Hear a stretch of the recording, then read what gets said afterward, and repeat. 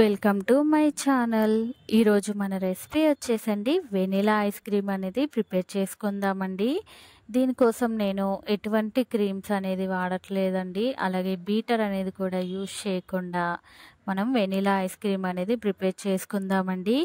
Taste అనేది చాలా బాగుంటుందండి. మనకి బయటకు ఉన్నట్టే క్రీమీగా మనకి వెనిలా ఐస్ క్రీమ్ అనేది చాలా బాగుంటుందండి. తప్పకుండా మీరు కూడా ట్రై చేయండి.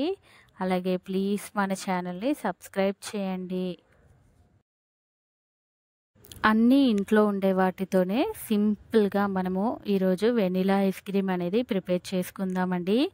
దానికోసం ముందుగా ఇలా ఒక బౌల్ అనేది తీసుకొని నేను పాలు అనేది ఫుల్ ఫ్యాట్ పాలు అనేది తీసుకున్నానండి. 1/2 లీటరు పాలు అనేది బౌల్లో యాడ్ చేసుకొని పాలు అనేది వేడెక్కేలోపు ఇలా ఇప్పుడు ఒక చిన్న బౌల్ అనేది తీసుకొని దాంట్లో ఒక 2 టేబుల్ స్పూన్ల కార్న్‌ఫ్లోర్ అనేది యాడ్ చేసుకుంటున్నానండి.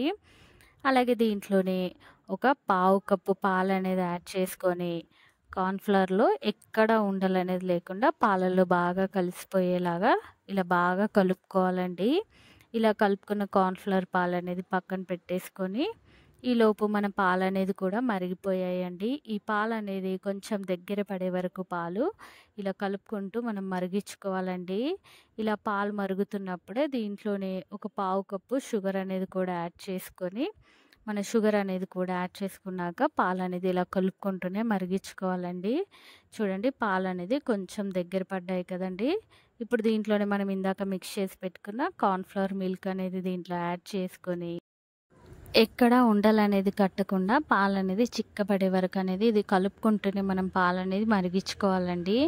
చూడండి ఇలా కొంచెం చిక్క పడుతున్నప్పుడు ఇప్పుడు దీంట్లోనే మనము వెనిలా ఫ్లేవర్ కోసం వెనిలా ఎసెన్స్ అనేది యాడ్ చేసుకుందామండి. నేను ఒక పావు స్పూన్ వెనిలా ఎసెన్స్ అనేది యాడ్ చేసుకున్నానండి.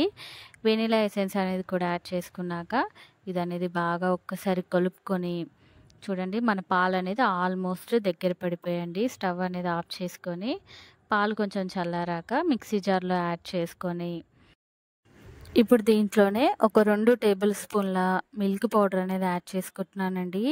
మిల్క్ పౌడర్ యాడ్ చేసుకుంటే మన వెనిలా ఐస్ క్రీమ్ అనేది మంచి ఫ్లేవర్ అనేది వస్తుందండి.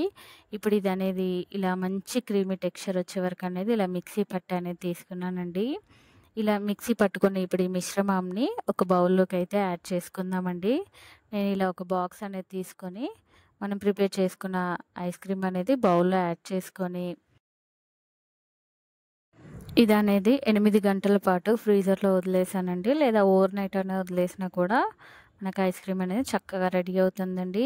ఇది నెక్స్ట్ డే మార్నింగ్ అనేది ఐస్ క్రీమ్ చూపిస్తున్నాను చూడండి. ఐస్ క్రీమ్ అనేది చక్కగా వచ్చిందండి.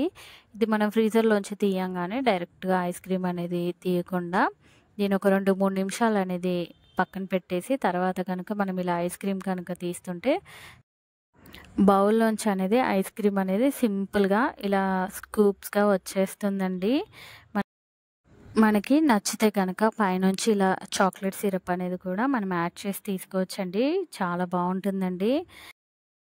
చూసారు కదండి మన వెనిలా ఐస్ క్రీమ్ అనేది రెడీ అయిపోయిందండి. అన్నీ ఇంట్లో ఉండే వాటితోటే సింపుల్గా ఎలాంటి క్రీమ్లు అనేది వాడకుండా బీటర్ అనేది కూడా యూజ్ చేయకుండా సింపుల్గా మన వెనిలా ఐస్ క్రీమ్ అనేది రెడీ అయిపోయిందండి. టేస్ట్ అనేది కూడా చాలా బాగుంటుందండి.